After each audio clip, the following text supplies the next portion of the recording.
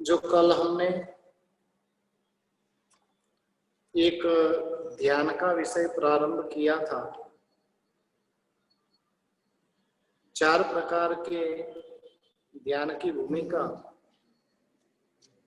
और जिसके ऊपर हमने कल प्रकाश डाला था। आज उन्हीं ध्यान की भूमिका के अंदर आगे बढ़ते हुए जो बात कर रहे हैं कि ध्यान के अन्य प्रकार भी रहे हुए हैं। शास्त्रों के अंदर 4 प्रकार के और ध्यान बताने में आए हैं। कलिकाल सर्वज्ञ श्री हेमचंद्र सरस्वती महाराजा ने ध्यान के 4 भेद बताए: पिंडस्थ, पदस्थ, रूपस्थ और रूपातीत। पिंडस्थ, पदस्थ, रूपस्थ और रूपातीत, ये 4 भेद ध्यान के जो रहे हुए हैं, और उसके ऊपर आज कुछ हम चर्चा विचारणा करेंगे। सबसे पहले पिंडस्थ ध्यान। ध्यान साधना के लिए प्रारंभ में कोई न कोई आलंबन लेना आवश्यक होता है,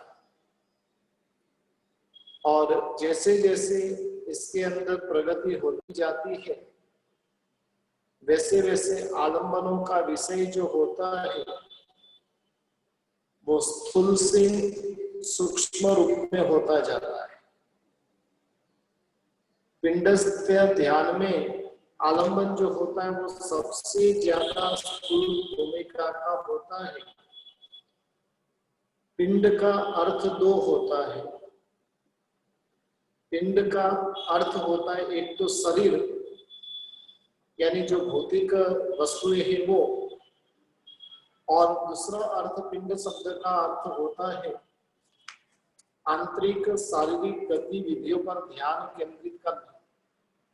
शरीर की गतिविधि और आंतरिक गतिविधि, और इन दोनों के ऊपर ध्यान केंद्रित करना, उसको पिंड कहा जाता है। पिंड का एक अर्थ समूह भी होता है, यानी जिसके अंतर्गत बहुत सारी धारणाएं रही हुई रहती है, ज्ञान रहा हुआ रहता है, उसको पिंडस्थ ध्यान कहा जाता है। पिंडस्थ ध्यान के अंतर्गत ही 4 प्रकार की धारणाएं रही हुई है।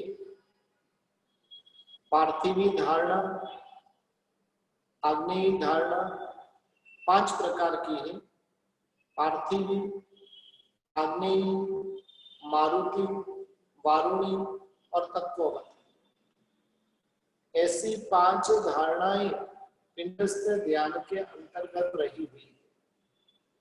अभी ये 5 धारणाएं क्या है, उसके ऊपर हम कुछ विश्लेषण करेंगे। सबसे पहली धारणा है पार्थिवी धारणा। पृथ्वी संबंधित विचार जिसके अंदर किया जाता है, और वो धारणा जो रही हुई है, उस धारणा का नाम है पार्थिवी धारणा। हेमचंद्र सरस्वती जी महाराजा ने योग शास्त्र ग्रंथ के अनुसार पार्थिवी धारणा में साधक को मध्य लोक के समान एक अति विस्तृत क्षीर सागर का चिंतन करना चाहिए। यानी एक ऐसे क्षीर समुद्र से भरा हुआ ये समुद्र है, और फिर विचार करना चाहिए कि क्षीर सागर के मध्य में जम्बूद्वीप के समान 1,00,000 योजन विस्तार वाला और 1000 पंखुड़ी वाला एक कमल है। उस कमल के मध्य में देदीप्यमान स्वर्णिम आभा से युक्त मेरु पर्वत के समान 1,00,000 योजन की कर्णिका रही, और उस कर्णिका के ऊपर एक उज्जवल सिंहासन रहा हुआ है, और उस सिंहासन पर आसीन होकर मेरी आत्मा जो है वो आत्मा पर अनादि काल से लगे हुए कर्मों का वो क्षय कर रही है। इस प्रकार की धारणा को पार्थिवी धारणा कही जाती है,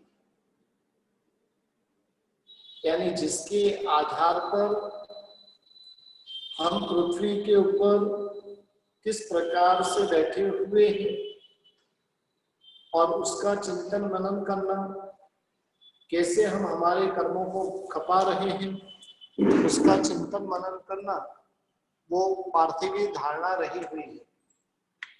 और ऐसी पार्थिवी धारणा के अंदर जो कैसे मैं मेरे कर्मों को खपा रहा हूं, इस बात का विशेष करके चिंतन करना चाहिए। दूसरे नंबर के अंदर जो धारणा है जिसका नाम है आग्नेयी धारणा। योग शास्त्र ग्रंथ में इसके बारे में कहा गया कि साधक जो होता है और वो अपने नाभि मंडल में 16 पंखुड़ी वाला कमल का चिंतन करे, जिनकी 16 पंखुड़ी रही हुई है, और ऐसे कमल का चिंतन करना है। फिर उस कमल की जो कर्णिकाएं हैं उसके ऊपर अरहम की प्रत्येक पंखुड़ी पर क्रमशः 16 स्वरों की स्थापना करनी, यानी अरहम तो रहेगा ही, और अरहम के साथ साथ में एक एक स्वर का अ, आ, ई, उ, रु, रु, गुरु, ए, ऐ, ओ, औ, अम और अह, इन 16 स्वरों की स्थापना करनी होती है। इसके बाद में अपने हृदय भाग में अधोमुख 8 पंखुड़ी वाले कमल का चिंतन करना है, यानी उल्टे कमल का चिंतन। नाभि के भाग में, हृदय के भाग में 8 पंखुड़ी वाले ऐसे कमल का चिंतन करना है, और जिस पंखुड़ियों के ऊपर ज्ञानावरणीय, दर्शनावरणीय आदि 8 कर्मों की प्रतिनिधिता रही हुई है, इसके पश्चात ये चिंतन करें कि अरहम से जो अग्नि शिखाएं निकल रही वो अष्टदल कमल की अष्ट कर्मों की जो प्रतिनिधि है, और ये पंखुड़ियां एक एक जलती जा रही। अरहम के माध्यम से आत्मा के ऊपर रहे हुए जो एक एक कर्म है वो क्षय होते जा रहे हैं। उसके बाद में 3 कोण वाले स्वस्तिक और अग्नि बीज रेफ से युक्त अग्निकुंड का चिंतन करना चाहिए। फिर यह अनुभव करना चाहिए कि रेफ से निकली हुई जो ज्वालाओं ने अष्टों कर्मों के साथ साथ मेरे शरीर को भी भस्मीभूत कर दिया है, और फिर अग्नि शांत होने की धारणा करें। यानी कैसे पार्थिवी धारणा के द्वारा मैं कर्मों का क्षय कर रहा हूं, कैसे आग्नेयी धारणा के द्वारा मैं कर्मों का क्षय कर रहा हूं। अब वायव्य धारणा, यानी समग्र पर्वतों को भी चलायमान कर दे, समुद्रों को भी शुद्ध कर दे, ऐसी भयंकर प्रचंड हवा चल रही, और उस हवा के कारण मेरे देह पर 8 कर्मों के भस्मीभूत होने से जो राख बनी थी, और उसे वो पवन क्या कर रहा है, उड़ा कर लेकर जा रहा है। अंत में उस राख को उड़ाकर पवन भी शांत हो जाता है।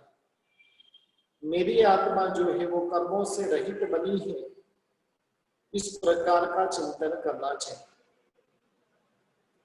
फिर वारुणीय धारणा, यानी जहां पर अर्धचंद्रकार कला बिंदु और उससे युक्त वरुण बीज यानी वम से उत्पन्न अमृत के समान जल से युक्त मेघमालाओं से पूरा का पूरा आकाश व्याप्त है, और इन मेघमालाओं से जो जल बरस रहा है, उस जल के कारण जो मेरे आत्मा के ऊपर जो रजकण आदि लगे हुए थे और वो सारे के सारे दूर हो रहे हैं और मेरी आत्मा पवित्र हो रही है। इस प्रकार से चौथी वारुणीय धारणा के अंदर चिंतन करना। और पांचवी जो धारणा है वो तत्ववती धारणा है, जिसके अंदर मेरा जो शरीर बना हुआ है वो 7 धातुओं से बना हुआ है। अष्ट कर्मों के समाप्त हो जाने पर साधक पूर्ण चंद्र के समान निर्मल एवं उज्जवल कांति वाले विशुद्ध आत्म तत्व का चिंतन करे और यह अनुभव करे कि उस सिंहासन पर आसन मेरी शुद्ध बुद्ध आत्मा अरिहंत स्वरूप में बन चुकी है। यानी किस किस प्रकार का चिंतन करना, और उसकी बातें हेमचंद्र सुरेश्वर जी महाराजा ने अपने जो ग्रंथों के अंदर बताई है। ऐसे 5 प्रकार की धारणाओं का चिंतन करना और साथ ही साथ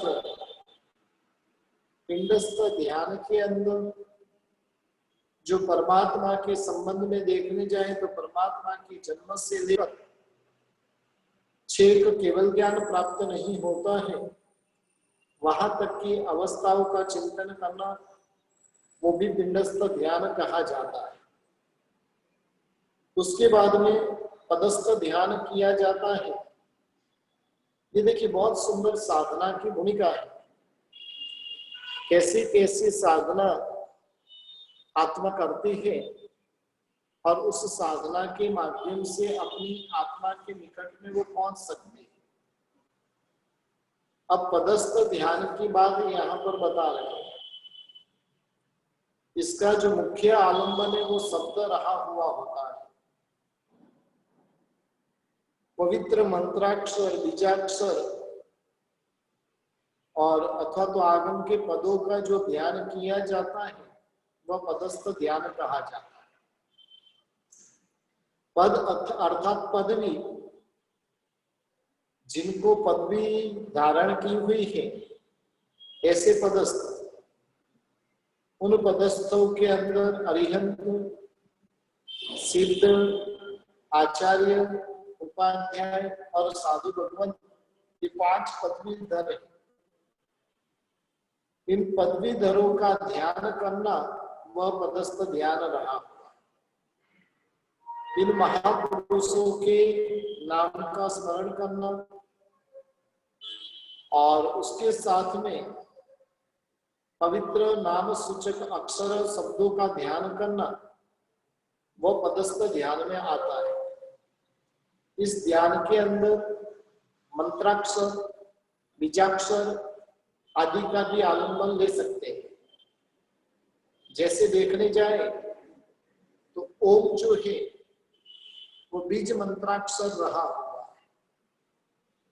मूलभूत मंत्र जो है वो ओम है, और जो भी फिर परमेष्टि है उन परमेष्टि के साथ में ओम लगाकर उनका ध्यान करना चाहिए। ओम अरहम नमः का पूरा जाप, ओम नमो अरिहंताणम, इन 8 अक्षर के पद का ध्यान, फिर मातृका पद का ध्यान, यानी मूल जो अक्षर रहे हुए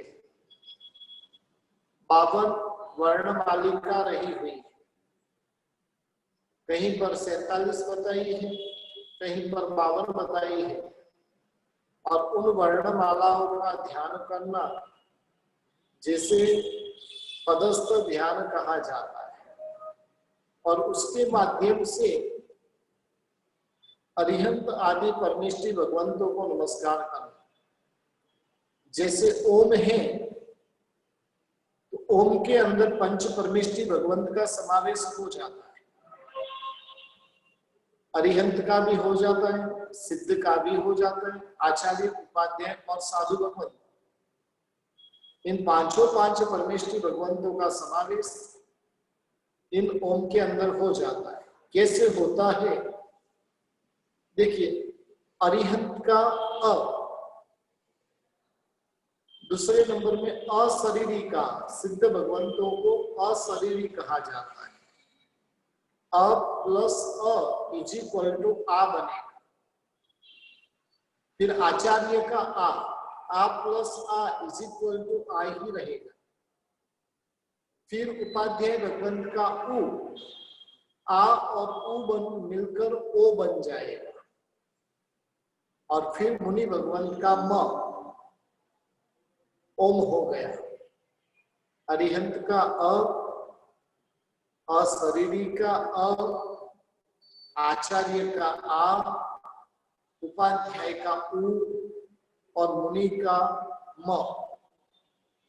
ओम के अंदर पंच परमेश्वरी भगवंत की साधना रही हुई। पंच परमेश्वरी भगवंत का ध्यान करना है। हम ओम बोलते हैं लेकिन ओम की गहराई में जाने का प्रयास नहीं करते। जब ओम की गहराई में जाने का प्रयास करेंगे, हकीकत में तो इन मंत्रों का और उसमें भी विशेष करके बीजाक्षर जो मंत्र रहे हैं, उन बीजाक्षर मंत्रों का हमें विशेष ध्यान करना चाहिए। ओम बोलते हैं तो ओम का नाद शरीर के प्रत्येक अंगों के अंदर स्थापित करना है। एक कल्पना के माध्यम से जैसे ही ओमकार की ध्वनि निकलती जाती है और वो ध्वनि मेरे मस्तिष्क से लेकर पूरे के पूरे शरीर में व्याप्त हो रही है और उस प्रकार का ध्यान कर सकते हैं। अपने यहाँ पर पंच परमेष्टि भगवंतों का भी ध्यान पूरे के पूरे शरीर के अंदर। एक बार हम आज नौकार मंत्र का ध्यान, ओम ह्रीम अरहम नमः का ध्यान कुछ इस प्रकार से भी करके देखें।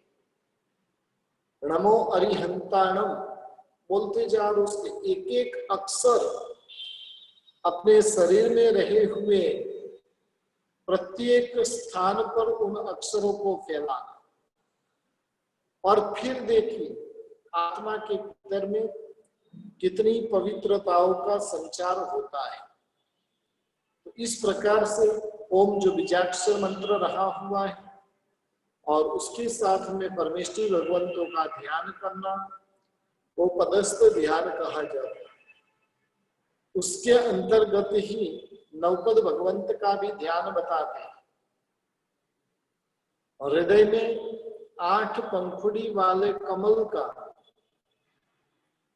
और उसके एक एक पंखुड़ी के अंदर नवपद जी के एक एक पद को रखना और बीच की पंखुड़ी के ऊपर अरिहंत परमात्मा को स्थापित करना। जैसे आपने सिद्ध चक्र का गट्टा देखा होगा, बीच में अरिहंत, ऊपर सिद्ध, राइट हैंड साइड में आचार्य, नीचे उपाध्याय और लेफ्ट हैंड साइड में साधु। नीचे के भाग में ज्ञान, इस साइड में चारित्र और ऊपर के भाग में तप। इस प्रकार से नवपद का भी कमल की पंखुड़ी के अंदर हम ध्यान कर सकते। मध्य भाग में अरिहंत परमात्मा विराजमान है और बाकी दिशा और विदिशाओं में 8 पद जो विराजमान है और इस प्रकार से नवपद का ध्यान करना। सिद्ध चक्र पद का जो सिद्ध चक्र जी के गट्टे के पद से धारण कर सकते हैं। सिद्ध चक्र की कल्पना करके जाप और ध्यान कर सकते हैं। यह अपराजित नामक महामंत्र है। जिस पद का ध्यान धरते हो उस पद के अंदर तदाकार होने का प्रयत्न करना। अरिहंत पद का ध्यान करते तो अरिहंतमय होने का प्रयास करें। सिद्ध परमात्मा का ध्यान करते तो सिद्धमय होने का प्रयास करें। जब जब एक एक पद का ध्यान करते जाते हैं और तब तब उनके अंदर एकदम तदाकार होते जाए। मैं अरिहंत हूं, मैं सिद्ध हूं, मैं आचार्य हूं, मैं उपाध्याय हूं, मैं साधु हूं। और इस प्रकार की अनुभूति अपने भीतर में हुए बिना नहीं रहे। यानी हम स्वयं की पवित्र ऊर्जाओं को बढ़ाने का कार्य हम कर सकते हैं। सिद्ध पद में जब मन परिणमित तो हो जाता है तब भीतर से बात निकलती है कि मैं सिद्ध हूं, और इस प्रकार से एक एक पद के अंदर जीव देहाकारित होता जाता है। और जब देहाकारित हो जाता है तब जाकर क्या होता है, तो कि पंच परमेष्टि और हमारे बीच में कोई अंतर नहीं रहता है। हम स्वयं भी पंच परमेष्टि भगवंत के स्वरूप में बन जाते हैं। इस प्रकार से ओम की साधना, नवपद भगवंतों की साधना और इन सभी की साधना अपने जीवन के अंदर परम पवित्र भावों के साथ में करनी चाहिए। शास्त्रों में बताया गया कि अप्पा सो परम अप्पा, यानी आत्मा ही परमात्मा रहे हुए। प्रत्येक आत्मा में परमात्मा तत्व रहे हुए हैं, लेकिन जरूरत है उन परमात्मा तत्वों को प्रकट करने की। सोहम में मैं वसिष्ठ स्वरूप परमात्मा हूं। इन सब आगम पदों का विचार पूर्वक मनन करना, वैसे स्वरूप में परिणत होने के लिए अन्य विचारों को दूर कर इसी विचार को मुख्य रखना, निरंतर उसी का श्रवण, उसी का मनन, उसी रूप में परिणत होना, वह पदस्थ ध्यान है। यानी शब्दों के माध्यम से पदस्थ ध्यान का, और ऐसे ऐसे कर ध्यान गहराई के अंदर जैसे जैसे जाते हैं वैसे वैसे वो ध्यान हमें सिद्ध होता जाता है। आगे जाकर तीसरे नंबर में जो ध्यान रहा हुआ वो रूपस्थ ध्यान रहा हुआ है, यानी अरिहंत परमात्मा और अरिहंत परमात्मा के रूप का चिंतन करना है। करते हुए अरिहंत परमात्मा के ध्यान का आलंबन लेकर स्वरूप रूपस्थ ध्यान हमें करना है। अरिहंत क्या होते वो हमें पता है कि विरागादि शत्रुओं का, द्वेषादि शत्रुओं का जिन्होंने उन्मूलन कर दिया है वो अरिहंत है। इस ध्यान में साधक अपने मन को अरहम पर केंद्रित करता है, उनके गुणों का, उनके आदर्शों का चिंतन करता है। साधक संवत्सरण की रचना का चित्र खड़ा करके उसमें धर्मोपदेश देते हुए अरिहंत परमात्मा जो राग द्वेषादि विकारों से रहित है, समस्त गुणों से प्रातिहार्यों से सहित है, और ऐसे अरिहंत पद का ध्यान निर्मल चित्त से करना चाहिए। योग बल से अतिशय धारण करने वाले का ध्यान नहीं, लेकिन केवल ज्ञान रूपी सूर्य वाले और राग द्वेष रूपी महामोह के विकारों से रहित समस्त लक्षणों से पूर्व ज्ञानी के स्वरूप का ध्यान हमें करना चाहिए। यानी ध्यान के अंदर शरीर का स्मरण में लाकर साक्षात दर्शन करते हो, साक्षात परमात्मा हमारे सामने रहे हुए हैं, और इस प्रकार की भावना को भाते हुए धर्मोपदेश देते हुए तीर्थंकर देवों का ध्यान करना। तीर्थंकर देव के अभाव में जो ऐसा नहीं कर सकते हैं, तो तीर्थंकर देव की प्रतिमा का भी ध्यान हम कर सकते हैं। जिनेश्वर भगवान की मूर्ति, उनके सन्मुख आंखें मूंद कर बिना खुली दृष्टि से देखते, आंखें मूंदे बिना खुली दृष्टि से देखते रहना, और देखते देखते हम भगवान के अंदर खो जाए। उसके साथ अंतर्दृष्टि प्रतिमा पर नहीं, लेकिन प्रतिमा जिन तीर्थंकर देव की है, और इन तीर्थंकर देव के स्वरूप में हम बन जाए, उस प्रकार से ये ध्यान करना। पूज्य कलापूर्ण सुरेश्वर जी महाराजा, जिन्होंने बहुत सुंदर ध्यान के ऊपर किताबें लिखी है,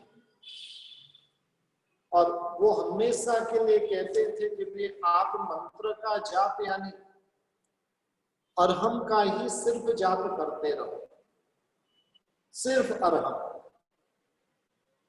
अब देखिए, ओम नमो हरिहंताणम बोलेंगे कि नमो हरिहंताणम पूरा बोलेंगे, उसमें स्थिरता जल्दी से हो सकती है,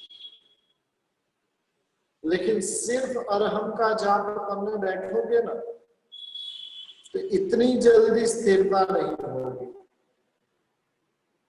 और जो साधक अपनी आत्मा की गहराई में उतर जाता है वो अरहम में स्थिरता कर सकता है। प्रैक्टिकल रूप में करके देखना, अरहम अरहम ध्यान करना, परमेश्वर भगवंतों का ध्यान करना, और इस प्रकार से करते करते करते करते उसके अंदर ही खो जाएंगे। पहले नंबर में जो शब्द निकलेंगे वो मुख से निकलेंगे, धीरे धीरे धीरे धीरे वो शब्द बंद होते जाएंगे। आखिर में फिर अंतःकरण से अब बोलने की जरूरत नहीं, भीतर से अपने आप वो नाद निकलेगा। और इस प्रकार की भूमिका तक रूपस्थ ध्यान के माध्यम से हम पहुंच सकते हैं। तीसरे नंबर के अंदर रूपातीत ध्यान है।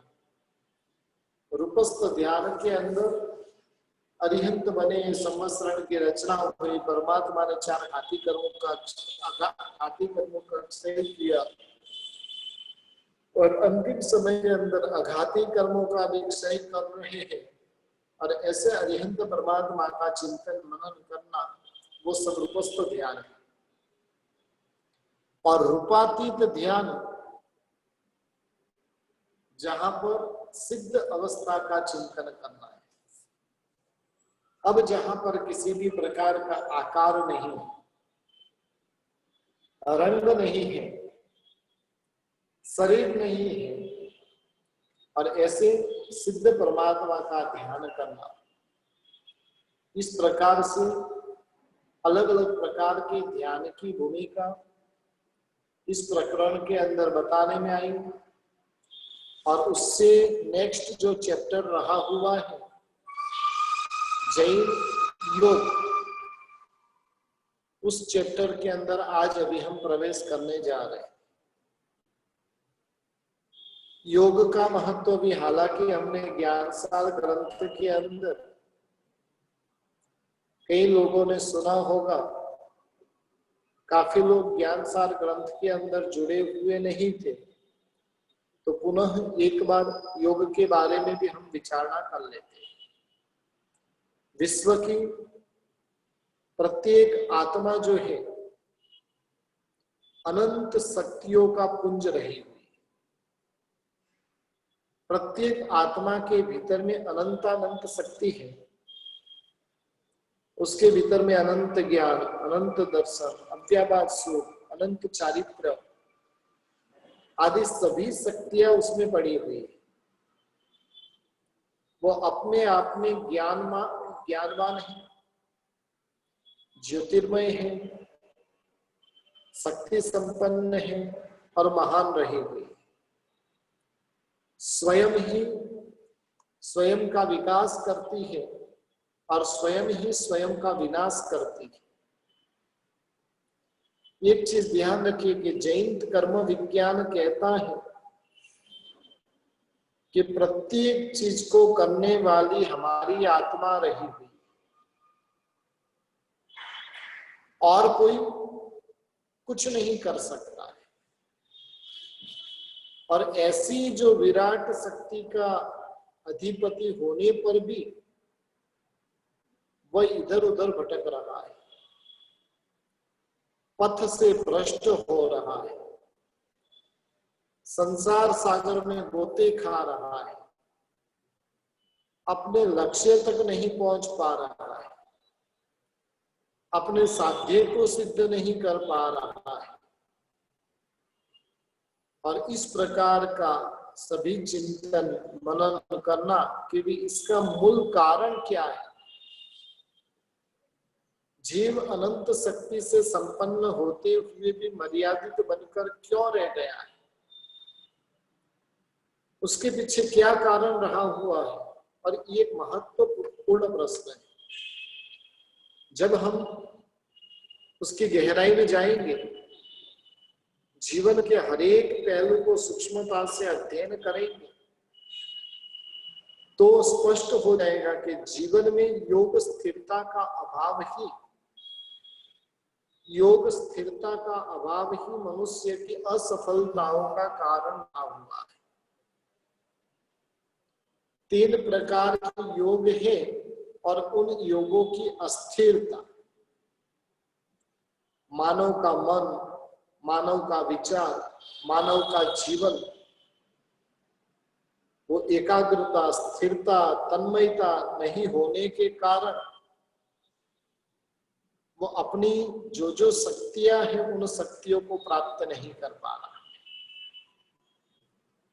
उन शक्तियों को पाने के लिए वो प्रयास भी नहीं कर रहा। उन शक्तियों को पाने के लिए थोड़ा सा भी आगे भी नहीं बढ़ रहा। अनंत शक्तिवान होते हुए भी आज इतना कमजोर क्यों है? और तब उसकी जैसे जैसे गहराई में जाते जाएंगे, वैसे वैसे उसके भीतर में चिंतन प्रकट होता जाएगा और वो चिंतन के माध्यम से उसको पता चलेगा कि मैंने योगों को संयमित नहीं किया और इसलिए मेरा संसार यथावत है। योग का अर्थ महापुरुष करते हैं कि जोड़ना, संयोजित करना, मिलाना, ये योग अर्थ है। दूसरा अर्थ योग का क्या है? समाधि भाव में चले जाना, मन की स्थिरता रखना, वो भी एक योग का अर्थ किया हुआ। भारतीय योग दर्शन में योग के दोनों अर्थ प्रसिद्ध रहे हुए। महर्षि पतंजलि ने चित्त वृत्ति के निरोध को योग कहा है, यानी चित्त की जो भीतर में वृत्तियां उत्पन्न होती रहती है और उन वृत्तियों को योग कहा है। बौद्ध विचारकों ने समाधि को योग कहा है। हरिभद्र सुरेश्वर जी महाराजा ने आत्मा की विशुद्धि जिससे होती है, जिससे कर्म मल का नाश होता है और जो आराधना साधना मोक्ष के साथ में जोड़ती है, उन साधना को योग कहा है। दुनिया की कोई भी क्रिया क्यों न हो, उसे करने के लिए सबसे पहले ज्ञान चाहिए। बिना ज्ञान से कोई भी क्रिया सफल नहीं हो सकती। आत्म साधना के क्रिया के पूर्व में ज्ञान होना आवश्यक माना गया है। जैनागम में तो स्पष्ट रूप से कहा, पड़बम नाणम तो दया, पहले ज्ञान और फिर दया। ज्ञान का अभाव होगा तो साधना कितनी भी करें, कैसे भी कठिन साधना करें, लेकिन फिर भी वो उससे सहायक नहीं बने। अतः साधना के लिए ज्ञान होना वो अनिवार्य है। ज्ञान पूर्वक किया गया आचरण वो योग बनता है, वो साधना बनती है। योग यानी 2 प्रकार के योग रहे हुए, एक व्यवहारिक योग है और एक पारमार्थिक योग है।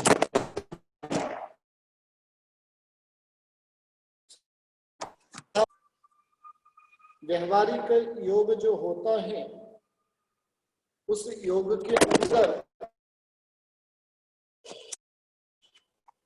भाव होता है, उस योग के अंदर अहम भाव, ममत्व, उद्गल आदि की आसक्ति उसके अंदर कायम रहती है।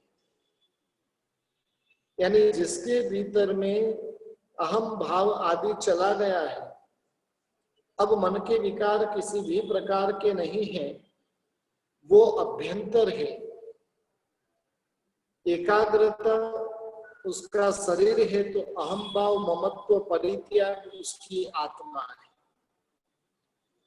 क्योंकि अहम भाव आदि मनोविकारों का त्याग किए बिना मन वचन और काया के योग में स्थिरता होती नहीं है। और योग की स्थिरता एक रूपता हुए बिना, संभाव के बिना योग साधना भी होती नहीं। अतः साधना के लिए मन के विकारों का त्याग करना बहुत ही जरूरी हो जाता है। व्यवहारिक योग और आध्यात्मिक योग, भीतर के जो परिणाम, भीतर की जो एकाग्रता, वो पारमार्थिक योग रहा हुआ है।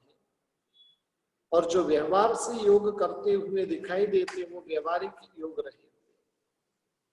पूज्य हेमचंद्र सुरेश्वर जी महाराजा ने योग के 8 अंग बताए, यानी यम, नियम, आसन, प्राणायाम, प्रत्याहार, धारणा, ध्यान और समाधि। ये 8 भेद योग के बताए हुए हैं। इसका विवेचन अभी करूंगा, तभी आप उसके नाम लिख लेना। सबसे पहले यम है। यम का अर्थ यमराज नहीं करना है। यम का अर्थ करना है नियंत्रण रखना, संयम रखना। आत्मा जो भटक रही थी इंद्रियों के माध्यम से, मन वचन काया के माध्यम से, और उस आत्मा को 5 व्रतों के द्वारा उसको नियंत्रित करना। अहिंसा व्रत है, सत्य व्रत है, अचौर्य व्रत है, ब्रह्मचर्य व्रत है और अपरिग्रह व्रत है। ऐसे 5 व्रतों के माध्यम से आत्मा को नियंत्रित कर देना, वो यम है। दूसरे नंबर में नियम। नियम का अर्थ होता है व्रतों का पालन, नियमित उसका अभ्यास करते रहना, वो नियम है। यानी अनेक प्रकार के जो नियम जो बताए हुए हैं, और ऐसे नियमों का पालन यदि हमारे जीवन के अंदर हो जाए, तो वो नियम ऊपर की भूमिका तक हमें पहुंचा सकता है। 5 प्रकार के नियम बताए हैं। सबसे पहले शुद्धि। रोज के लिए क्या करना, तो कि आत्मा की शुद्धि करते रहना। शरीर की शुद्धि तो रोज करते हैं, लेकिन यहाँ पर आत्मा की शुद्धि करना है। दूसरे नंबर में बता रहे संतोष। संतोष का नियम लेना है। जिस आत्मा के भीतर में संतोष है, वो आत्मा कभी भी दुखी होती नहीं। तीसरे नंबर के अंदर तप का नियम लेना है, कुछ ना कुछ तप करते रहना। चौथे नंबर के अंदर स्वाध्याय का नियम, अपने आत्मा के भीतर में ही खोए हुए रहना, वो स्वाध्याय है। चौथे नंबर में स्वाध्याय बताया। और 5वें नंबर के अंदर ईश्वर प्रणिधान, यानी परमात्मा तत्व का चिंतन करना। ये 5 प्रकार के नियम रहे हुए। तीसरे योग के अंदर अष्टांग आसन योग बताया है। अष्टांग योग के अंदर तीसरा योग है, वो आसन है स्थिरम सुखम आसन, यानी स्थिर रहे और बैठने के बाद में सुख पूर्वक बैठ सके, वो आसन रहा हुआ है। स्थिरता पूर्वक सुख पूर्वक बैठ सके, जिससे उसकी जो स्थिरता एकदम सुदृढ़ बनी रहे और हल्कापन उसे महसूस होता रहे। सुख दुख सहन करने की क्षमता आसन के माध्यम से बढ़ती है। अपना जो शरीर है वो योग साधना के लिए उसे अनुकूल बनाना है। ये तीनों प्रारंभिक सीढ़ियां बहिरंग साधना कहलाती, यम, नियम और आसन। चौथे नंबर के अंदर प्राणायाम करना। प्राणायाम वो योग का चौथा अंग रहा हुआ है, श्वास लेना और श्वास छोड़ना। योगी पुरुष जो होते हैं अपने श्वासोश्वास के ऊपर भी नियंत्रण करते हैं। श्वास ले रहे, श्वास छोड़ रहे, उसके प्रति राग द्वेष किए बिना सहज से बस वो श्वासोश्वास की प्रक्रिया को देखता जाता है और इस प्रकार से प्राणायाम करना। पांचवें नंबर के अंदर प्रत्याहार करना, यानी प्रत्याहार में इंद्रियों को उनके विषयों से हटाकर अंतर्मुखी बनाना होता है।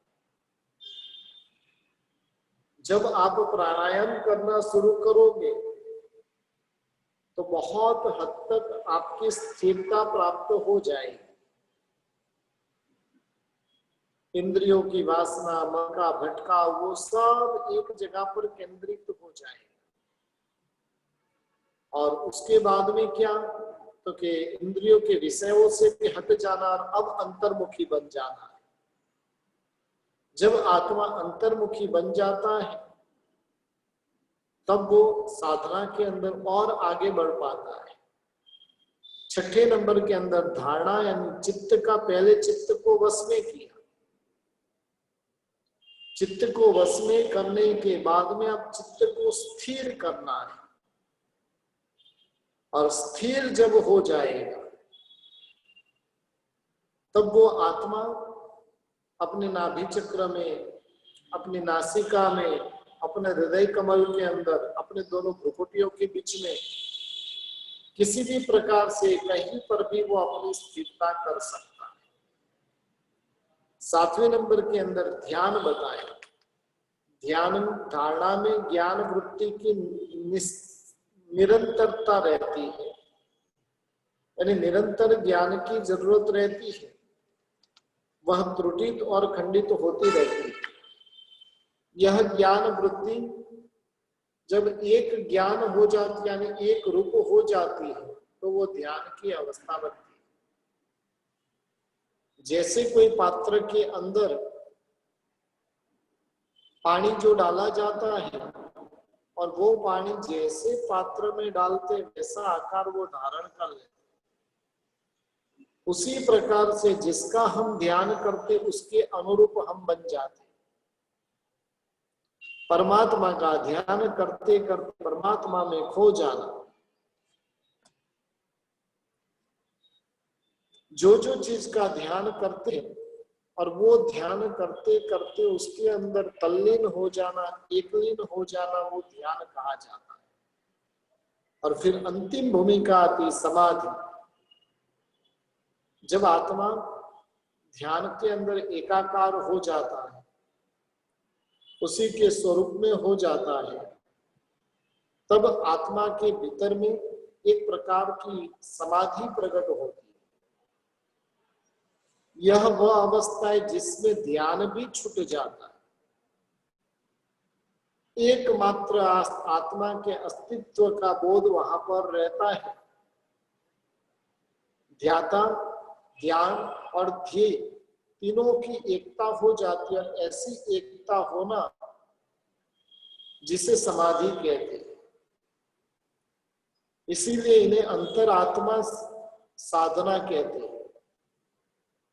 समाधि के ज्ञाता, ज्ञान और ज्ञेय एकाकार हो जाते हैं। सब प्रकार की चीजें जो है वो एक रूप हो जाती है। जहां पर इस प्रकार की, यानी जो ज्ञान था वो ज्ञान ज्ञेय के स्वरूप में हो गया। अब तीनों के भीतर में कोई अंतर नहीं रहता है, ये समाधि है। इस प्रकार से अष्टांग की बात यहाँ पर जो शास्त्र में बताने में आई और उसके बाद में योग के 3 विभाग किए हुए हैं, इच्छा योग, शास्त्र योग और सामर्थ्य योग। धर्म साधना में प्रवृत्त होने की इच्छा रखने वाले जो साधक होते हैं वो इच्छा योग कहे जाता है, यानी जहां पर इच्छा है। और उसके बाद में शास्त्र योग, यानी कि योग शास्त्र का विशिष्ट बोध कराने वाले, ऐसे जो शास्त्र के अनुरूप वो योग करता है वो शास्त्र योग कहा जाता है। और तीसरे नंबर के अंदर सामर्थ्य योग, जो धर्म योग आत्मशक्ति के विशिष्ट विकास के कारण शतक श्रेणी आदि में शास्त्र मर्यादा से भी ऊपर उठ चुका है, यानी जो शास्त्रों की बातें थी वो शास्त्रों की बातें अपने सामर्थ्य से उसने अपने भीतर में प्रकट कर दी है। और इस प्रकार से बनने वाला जो जीव होता है उसको सामर्थ्य योग कहते हैं। पहले भीतर में इच्छा करना, इच्छा करने के बाद में शास्त्रों का ज्ञाता बनना, शास्त्र का ज्ञाता बनने के बाद में उन शास्त्रों को आत्मसात कर लेना। इस प्रकार से 3 योग बताए हैं।